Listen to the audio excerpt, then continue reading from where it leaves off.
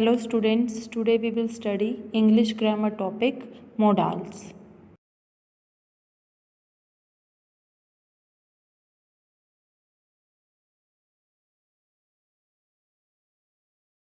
First, we will come to know what are modals. Modals are helping verbs which are used with the main verbs to express the manner or mode of the actions.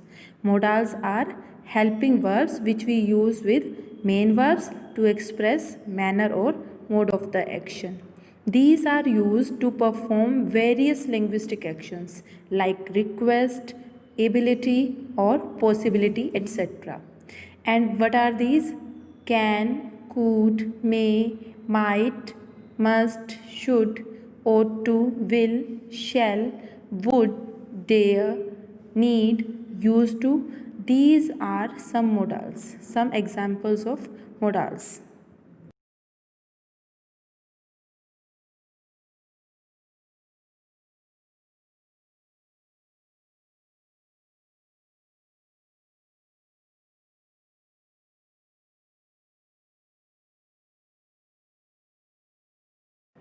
Now we will study about the uses of modals.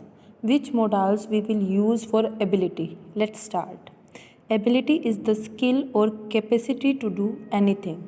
And which modal we can use to show capacity or to do something? We can use can modal for that, as can is used to denote ability. Some examples are given here. He can drive a car. He is having the capacity to do a work or ability to do a work to drive a car, so we have used here can. In next example, he can play guitar. Third, he can speak French. In second, he is having the ability to playing guitar, and in third, he is having ability or capacity to speak French. So if we are going to show ability or capacity to do anything, then we have to use there can.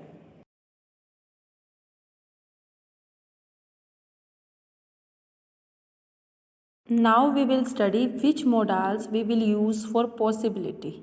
At first, what is possibility? It is a guess or estimation about anything, whether the thing will take place or not. It is represented by might, may, can, and will. These are the modals might, can, may, will. These are the modals which we use to show estimation or guess or chances. How much chances are there to do anything or something. These modals express the degree of possibility. For least possibility is shown by might, whereas highest by will. Wherever least possibility will be there, then we will use their might, and highest possibility will be there, then we will use their will. Can expresses stronger possibility than may. If we don't talk about the degrees of possibility, then we generally use their may. As examples are given here, will. India will win the match today. Here maximum possibility is there, maximum chances are there to win the match, so we have used here will.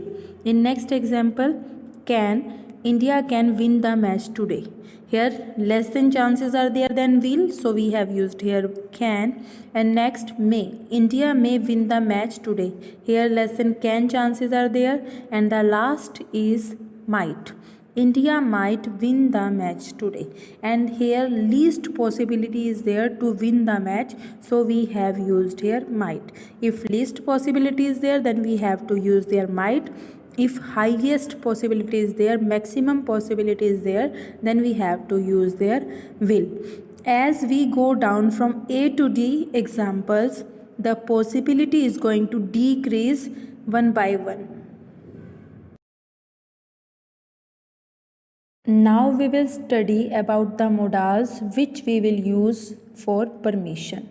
For asking permission, we mainly use may and can. May is used for formal situation or relationship, and it is a polite way to take permission from someone.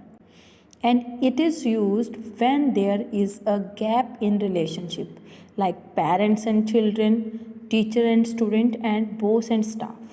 These are the relationships, there are gaps in that, and we use generally there may to take permission.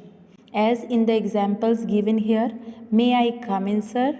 May I go to drink water? There is gap in the relationship, so we have used here may to ask permission from someone. Next, can is used when the situation or relationship is informal. There is not any formality, then we use there can. It is used when there is no or less gap in the relationship, like friends, brothers and sisters, etc. These are the relationships where less gap is there and no gap is there in the relationship, so we use there can to take permission from someone.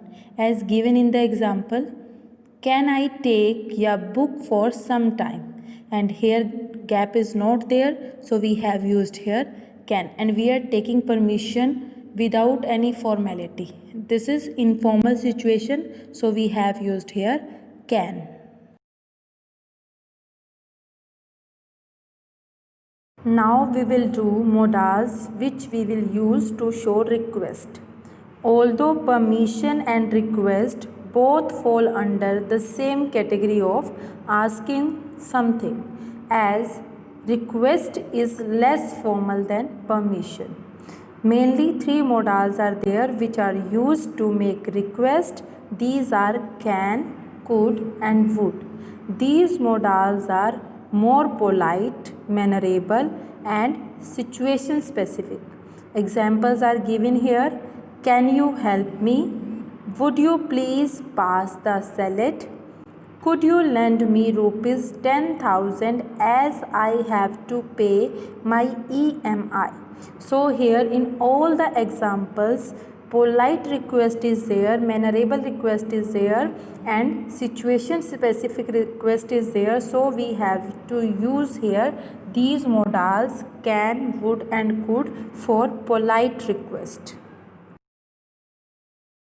Next we will study the modals which we will use to show duty or advice. For expressing duty we use must, should and ought to. Must, should and ought to, these are the modals which we will use to show or express duty. Duties also have degrees of necessity. It depends on how much pressing the need is. The degree of necessity can be measured from the fact what will happen if the particular duty is not performed. It depends on the impact or result of the duty if that given duty is not performed or done. If the result is horrible, it means the duty is urgent. But if the result is non-performance is mild, duty is less compulsory. And if the result has little effect, it means the duty may be unimportant for the most important, urgent or compulsory duty. It means maybe it is unimportant, you can leave the duty to follow. So if the duty is must or urgent or compulsory, then you have to use their must. For less compulsory duties, should is used, and for moral duties like respect national flag, respect national anthem, these are our moral duties. So here we have to use ought to. Examples are given here some, as we must pay taxes, we should respect our elders, we ought to speak truth. In first there is pay taxes and we have used here must, because this is compulsory, and if we will not pay the taxes the results can be horrible. And in next, we should respect our elders.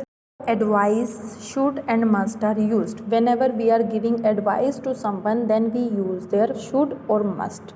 If advice is forceful and more specific, then we use their must. If it is not forceful and not more specific, then we use their should. It depends mostly on the intention of the speaker. You must consult a doctor. In this example, if the person will not consult to the doctor, there can be bad effect on the health of that person. So it is compulsory. So we have used here must. In next sentence, you should prepare for competitive exams.